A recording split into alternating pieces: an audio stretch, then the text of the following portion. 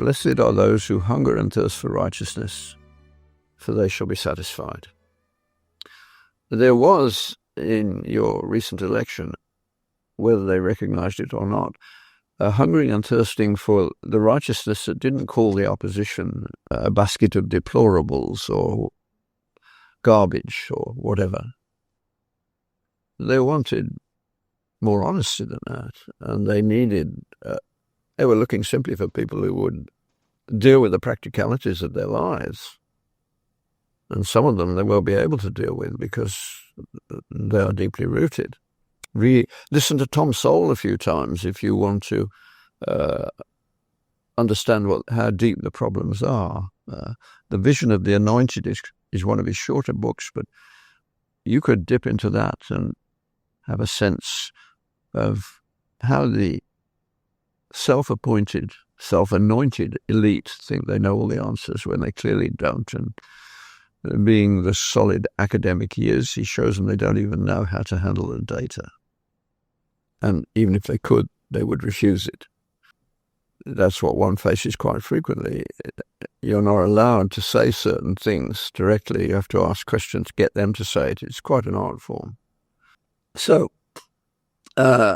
nevertheless, what Jesus is saying to his disciples, as you go through this process, which is a daily process, you will find yourself challenged in various ways. That you have got to do some things that you didn't want to do. But there's a hunger to do them at one level. Hungering and thirsting for a better world is not a bad thing, it's a good thing. But it will draw you into all sorts of problems because there are vested interests everywhere. My grandfather was a Marxist trade union leader at a time when trade unions were absolutely essential because, businessmen without Judeo-Christian ethics exploited the poor. There's no question about that. They did. And the wealthy in Britain, with consummate hypocrisy, made sure that the working class was an inescapable prison, or nearly inescapable. If you were very talented, they'd make a special case to yank you into their area so that they could make use of you. The world is in need of people who will say no to evil and yes to good. And you meet people who are doing that in various places. I'm thinking at the moment of an African pastor who stopped murderous interaction between Tutsi and Hutu by standing between them and saying, I will move.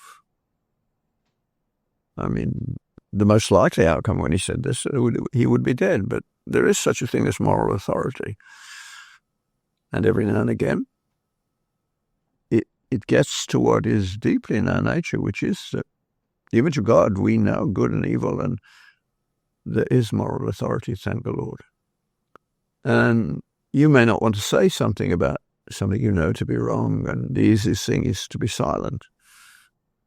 But one of the things I love watching on YouTube is when some ordinary person confronts power with passion and honesty and wins. It doesn't happen too often, but the comeuppance for the arrogant elite, the grandees who hear with a disdainful smile what we have to say. We all know that, don't we? I love to see that happen. It's what should happen. And of course, what happened about the same time, this early part of the American experiment, when you were gathering in Philadelphia to write your Constitution, close to that time, there had been an incredible evangelical revival. And it started with a man preaching one sermon, sinners in the hands of an angry God. And he started in Massachusetts, hardly the place that shows Christianity at first sight today. But interesting enough, their social statistics are amongst the best in North America. They still have that history. It goes on for quite a while. But at the same time, in England, Whitefield and Wesley appeared, at the same time that the French was having their bloody revolution from which they never totally recovered, or haven't so far. Astonishing. England had 2 preachers.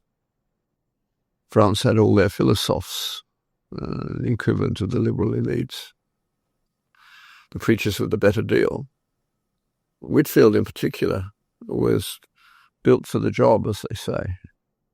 He had an awakening in his own life and then began to look upon the poor not from the pulpit in a beautiful church with well-dressed people.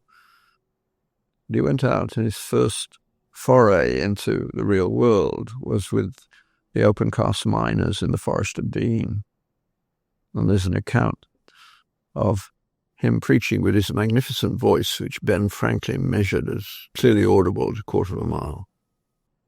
There's an account by journalists, a newspaper report, that the miners came out of their hovels to listen. And as he told them about the love of Christ for them and made them face the realities of their own lives, but told them there is a way out, white lines began to appear down the faces of those miners, and they wept. 6 weeks later, Whitefield was coming back to America to his project in America.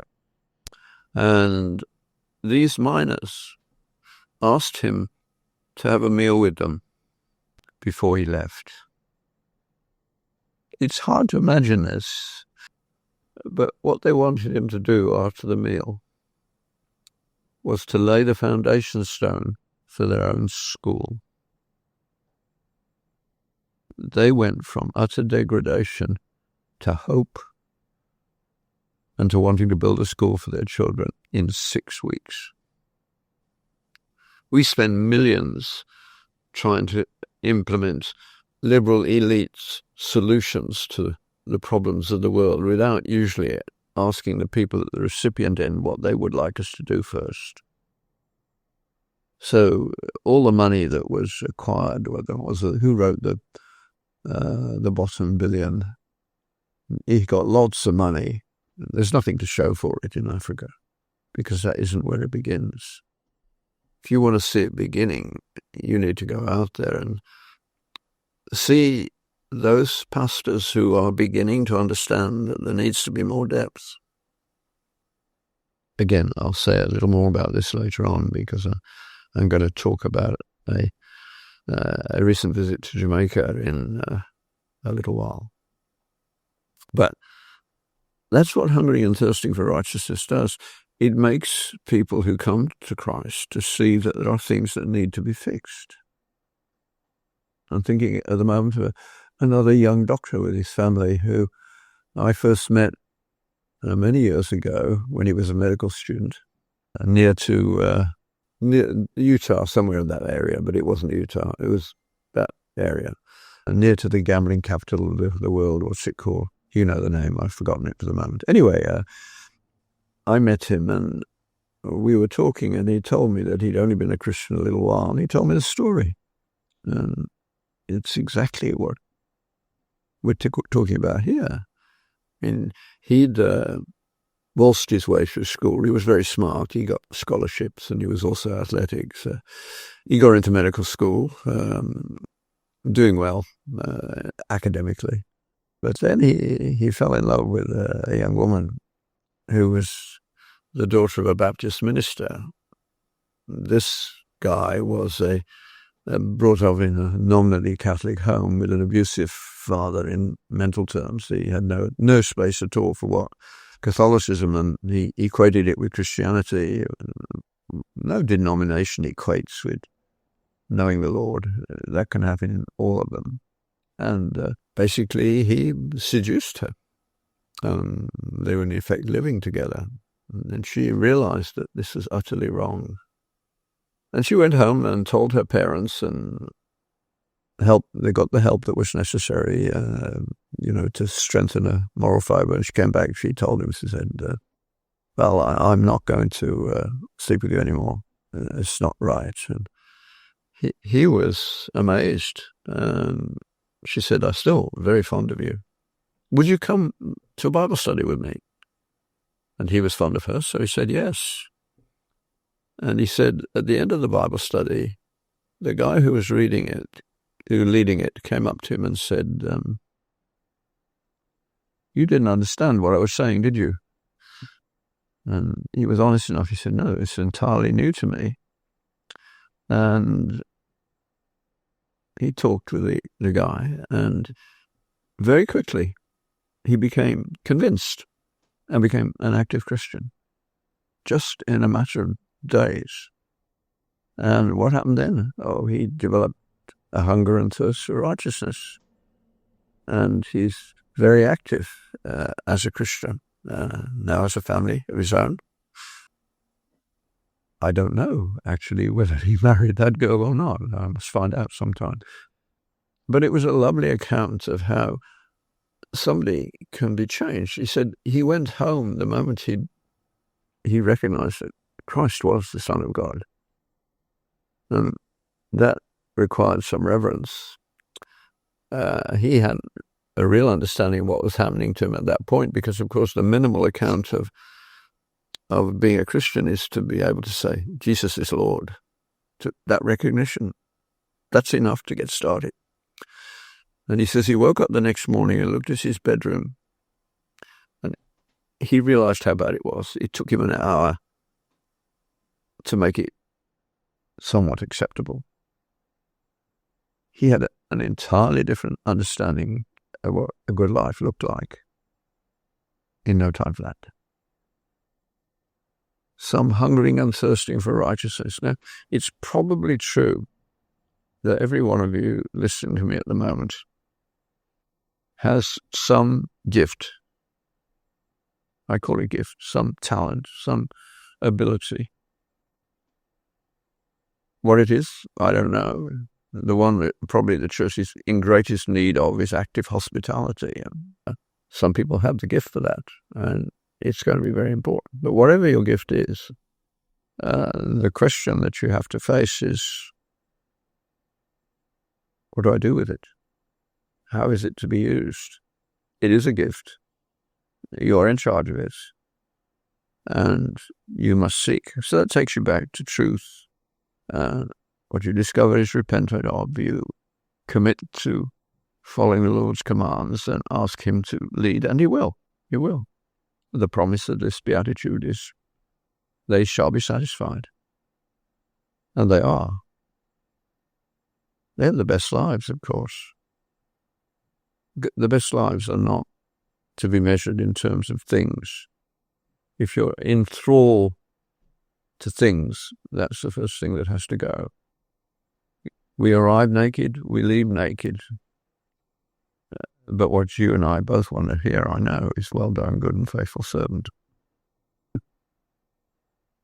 I'll have to stretch the idea of faithful for me, but hopefully mercy comes into that as well, which is, of course, the next beatitude. When you get to this stage, you realize, blessed are the merciful, for they shall receive mercy. It's good that it is so. It's the only statement in the Beatitudes which is repeated of all surprising places at the end of the Lord's Prayer, the bit we don't say, because it's not part of the prayer. It's what happens immediately afterwards. And my guess is that 90% of you couldn't tell me what follows the Lord's Prayer, which is in the next chapter. But it's this: if you do not forgive, you will not be forgiven. We all have that problem. And what do? Well, once you face the truth that you're holding on to something that you need to let go of, you need to forgive people, you have to go back to the first beatitude, work your way through, and you will be set free. We all have this problem at various times, and we will deal with it in different ways, but blessed are the merciful, for they shall receive mercy.